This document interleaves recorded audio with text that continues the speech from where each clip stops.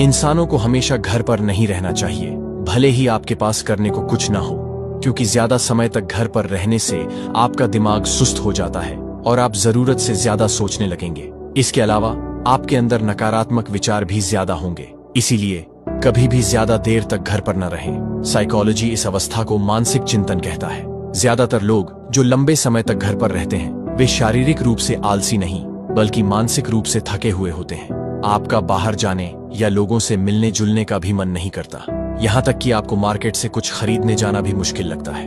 आपको अकेले बेसुध पड़े रहने, फोन स्क्रॉल करने और देर रात तक जागने की आदत पड़ने लगती है। फिर खाली कमरे में आप बार बार खुद से जूझने लगते हैं। आपको लगता है कि आप आराम कर रहे हैं, लेकिन असल में आप चुपचाप जीवन की ऊर्जा को खत्म कर रहे हैं। अगर आप मेरी बात से सहमत हैं तो कमेंट में 100 लिखें और इस वीडियो को किसी ऐसे व्यक्ति को शेयर करें जिसे इसकी जरूरत है।